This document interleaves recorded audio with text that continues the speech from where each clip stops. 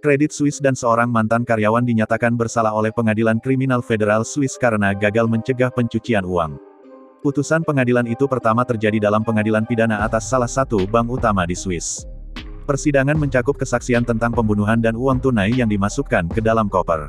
Para hakim melihat dan mempertimbangkan, sejauh mana Credit Suisse dan mantan karyawan tersebut mencegah dugaan geng penyelundup kokain Bulgaria, dari pencucian keuntungan.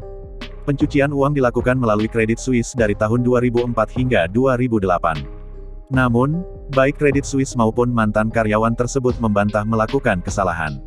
Pada hari Senin tanggal 27 Juni pengadilan menyatakan menemukan kekurangan dalam Credit Suisse. Kekurangan itu berkaitan dengan pengelolaan hubungan klien dengan organisasi kriminal, maupun dalam hal pemantauan penerapan aturan anti pencucian uang. Kekurangan ini memungkinkan penarikan aset organisasi kriminal, yang menjadi dasar hukuman mantan karyawan bank untuk pencucian uang yang memenuhi syarat, kata pengadilan.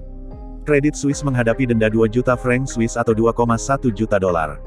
Pengadilan mengganjar mantan karyawan tersebut hukuman penjara 20 bulan yang ditangguhkan, dan denda untuk pencucian uang. Karyawan tidak dapat disebutkan namanya berdasarkan Undang-Undang Privasi Swiss. Credit Suisse mengatakan akan mengajukan banding terhadap hukuman tersebut. Bank mengatakan hukuman muncul dari penyelidikan yang telah berlangsung lebih dari 14 tahun. Pakar korupsi dan pencucian uang mengatakan, fakta bahwa Swiss telah mengambil tindakan hukum terhadap pemain perbankan global seperti Credit Suisse, dapat mengirim pesan yang kuat di negara yang terkenal dengan industri perbankannya. Ini berpotensi menjadi momen penting bagi Swiss, kata Mark Piet, pakar pencucian uang di University of Basel pada malam persidangan. Piet menambahkan, yang penting dari kasus itu adalah, Swiss mengambil tindakan hukum terhadap sebuah perusahaan dan itu bukan sembarang perusahaan. Credit Suisse merupakan salah satu permata di mahkota Swiss. Bank-bank swasta Swiss telah mengadopsi pemeriksaan anti pencucian uang yang lebih ketat, setelah tindakan keras peraturan internasional untuk mencegah pencucian uang. Meskipun demikian, Swiss masih memiliki celah besar dalam pencegahan pencucian uang, kata Mark Herkenrath, wakil direktur Transparency International di Swiss. Mengacu pada Undang-Undang Swiss, sebuah perusahaan dapat dimintai pertanggungjawaban atas organisasi yang tidak memadai atau gagal mengambil semua tindakan yang wajar, untuk mencegah terjadinya kejahatan. Dalam kasus Credit Suisse, jaksa menuduh mantan manajer hubungan membantu menyembunyikan asal kriminal uang untuk klien lebih dari 146 juta franc Swiss dalam transaksi, termasuk 43 juta franc tunai. Beberapa di antaranya dimasukkan ke dalam koper.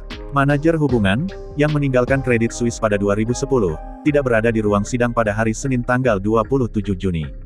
Namun selama sidang pengadilan pada bulan Februari, mantan manajer hubungan mengatakan, Credit Suisse mengetahui pembunuhan dan penyelundupan kokain yang diduga terkait dengan geng Bulgaria, tetapi terus mengelola uang tunai yang sekarang menjadi fokus persidangan. Mantan bankir itu mengatakan selama persidangan, dia memberitahu manajernya tentang berbagai peristiwa terjadi. Termasuk 2 pembunuhan yang terkait dengan klien, tetapi mereka memutuskan untuk tetap menjalankan bisnis tersebut.